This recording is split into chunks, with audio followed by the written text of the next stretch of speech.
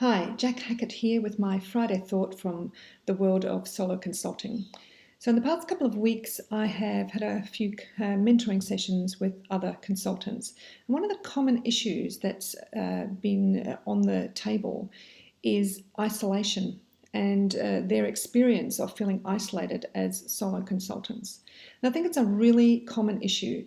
You know, we go from working in an organization, we're surrounded by teams, by colleagues, by a line manager, all that sort of thing, to actually working on our own, often just in our home office. And a lot of people really struggle with that sense of isolation.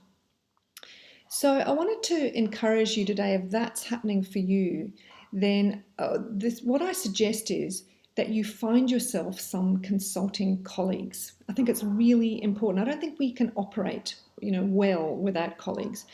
And I want to caution: do not confuse clients with colleagues. They're a type of colleague, but they're not your consulting colleagues, and you need to be quite, you need to keep those parameters, maintain a bit of distance from the client. And so what I'm talking about is other solo consultants. So I suggest you put the feelers out and see who's out there who might be in a similar situation to you, who might also be looking for some, collegiate interaction. And you need it for two things, I think. I think firstly, it's that social support and, social interaction, really. And that's really important. But also there's also the potential that you could work together as well once you've built up a relationship. So in my situation, I've got a couple of really great consulting colleagues who I just respect so much, and I really like them as well. We get on really well. We'll ring each other. We'll ring each other for random bits of advice or, to talk over something difficult. We might have a difficult client, a difficult project, kind of feeling a bit stuck. Might go out for a drink sometimes, have a coffee, a lunch.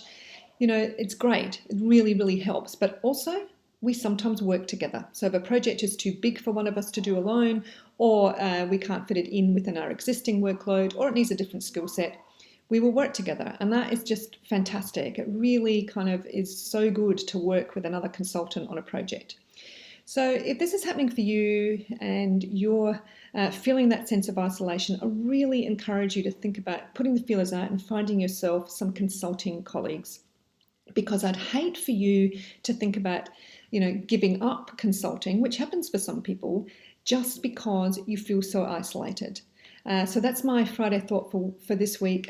Do take some action and find yourself some colleagues. You really can build that sort of sense of collegiality, even though you're working as a solo consultant.